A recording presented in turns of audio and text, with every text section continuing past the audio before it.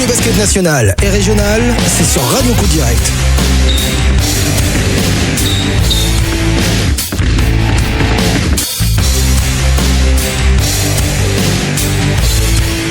Allez, bienvenue dans Tout le basket. Aujourd'hui, on prend la direction du département du Gers avec Benjamin qui est là au micro de Radio Cool Direct, du moins au téléphone. Salut Benjamin. Oui, salut Marco. Le manager donc de cette équipe de Gimont qui va s'apprêter à jouer sa finale, c'est ça, après l'accession en National 1 cette saison, une saison brillante. Oui, bah écoute, effectivement, hein, je sais pas trop où les filles vont s'arrêter, hein, parce qu'effectivement, à chaque fois qu'on a un objectif, on arrive ces derniers temps à l'atteindre. Après, oui, là, on se dirige vers les finales à 4, donc les 4 équipes qui ont décroché leur montée sportive en National 1 qui se rencontrent pour le titre de champion de France National 2. C'est un peu le même contexte de l'année dernière, puisque l'année dernière également vous êtes monté donc en National 2 et vous êtes allé jusqu'en finale. C'est à peu près le même, c'est pareil? Oui, alors la seule différence c'est que en National 3 c'était avec 6 équipes et sur 3 jours. Là on tombe à 4 équipes sur 2 jours. Mais oui, là le principe c'est qu'il y a des demi-finales demain.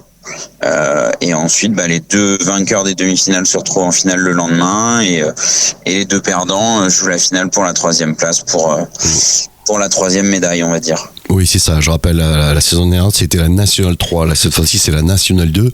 Vous savez qui vous allez affronter? Les poules sont faites? Ouais, on joue contre Martigues demain à 17h15. Donc Martigues qui a terminé dans les 2 premiers de la poule du Sud-Est et qui ensuite a terminé 2e de sa poule de montée. Et nous, comme on a terminé premier de notre poule, du coup, il y a un croisement premier-deuxième. Le truc positif, c'est qu'on joue à 17h15, donc quoi qu'il arrive, ça nous fera plus de récupération par rapport à notre adversaire du lendemain. Donc ça, c'est pas du luxe et c'est plutôt quelque chose de très positif, ouais. Alors, ce qui pourrait éventuellement vous pourriez retrouver Mondeville, c'est ça en finale, si vous allez jusqu'en finale, en fait, c'est ça, hein, c'est un peu la revanche, ouais, ça serait la revanche ou pas? Exactement, ouais. Alors c'est rigolo parce que du coup, on commence maintenant à se connaître avec les dirigeants de Mondeville, avec ces différentes étapes là de National 3 et de National 2 qu'on a partagé.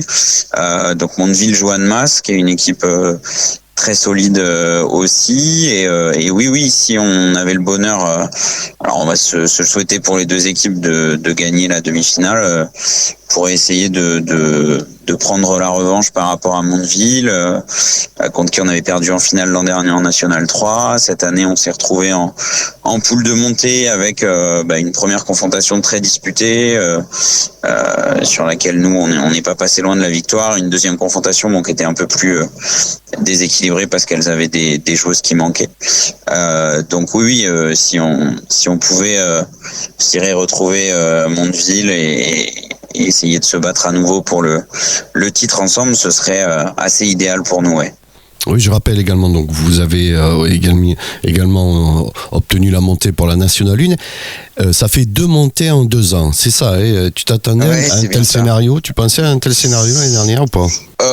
Alors, autant la montée en National 2 était un vrai objectif l'année dernière, donc c'est vrai que, sans dire qu'on s'y attendait, en tout cas, on était quand même très très focus là-dessus. Cette année, je dirais que on a quand même dépassé les objectifs et les espérances.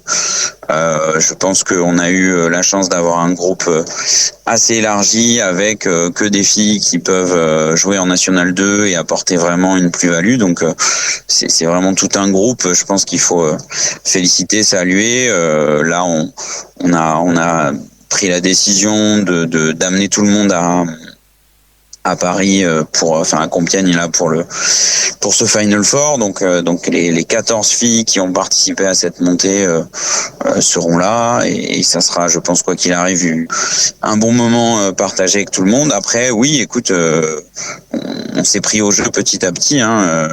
On a fini la phase aller avec 9 victoires, 2 défaites. Donc déjà, on s'est dit quand même que c'était vraiment vraiment pas mal et on a eu je dirais la chance, l'opiniâtreté de faire pareil en fait sur la deuxième phase avec 9 victoires et 2 défaites aussi. Donc finalement, c'est vrai qu'avec 18 victoires, bon quand même, je pense qu'on n'a pas volé notre place en play-off, et le fait d'arriver à nouveau à terminer premier en play-off montre aussi que je pense qu'on a quand même mérité aussi de décrocher cette timbale qui, bon quoi qu'il arrive, est je dirais c'est la deuxième fois pour le club de Gimont. Il y avait déjà eu ce truc-là il y a un peu plus d'une dizaine d'années, et qui bon est quand même un événement pour le basket même régional, puisque bon des équipes à ce niveau-là, il y en a pas énormément. Donc voilà, écoute, on est assez fiers, assez satisfaits de tout ça. Voilà, après il y a encore beaucoup de boulot à tous les échelons du club, mais en tout cas voilà, on va essayer de savourer un petit peu, notamment ce week-end, et d'essayer d'aller chercher le titre si on le peut pour se récompenser de cette belle saison. C'est assez paradoxal parce que je pense que dans le temps, ce qu'on retient, c'est aussi les montées, c'est aussi tous ces éléments vécus, mais les titres, les médailles, voilà, c'est des choses aussi qui sont des souvenirs impérissables et qui viennent, comme tu dis, couronner un petit peu un certain nombre d'années d'efforts. Nous, dans notre cas, pour une majorité des filles et des dirigeants et bénévoles, ça fait vraiment 5-6 ans là qu'on est vraiment, je dirais, dans la volonté de construire, de structurer ce projet, de faire en sorte qu'on arrive à un niveau de performance intéressant. Donc là, c'est vrai que oui, si on peut récompenser tout le monde, que ce soit à la fois les joueuses qui ont eu énormément de mérite cette année, les dirigeants qui structurent et qui poussent pour mettre les filles dans les meilleures conditions, et puis l'ensemble des bénévoles qui s'investissent au jour le jour. C'est vrai que voilà, ça serait une belle récompense, une belle lumière aussi sur le club et la ville de Gimont.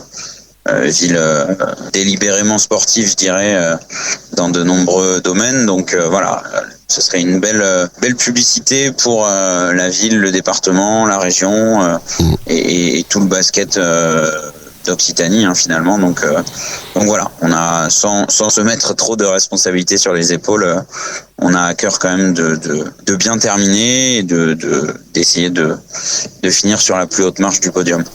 Voilà, et puis ce club de Gimont, donc l'équipe 1, c'est la vitrine du club, mais il faut savoir aussi que vous avez encore 2 équipes qualifiées en finale. Alors c'est pas du championnat de France, c'est de l'Occitanie, je crois. Vous avez les U15 et l'équipe senior 2 aussi également qualifiée pour une finale. Ouais.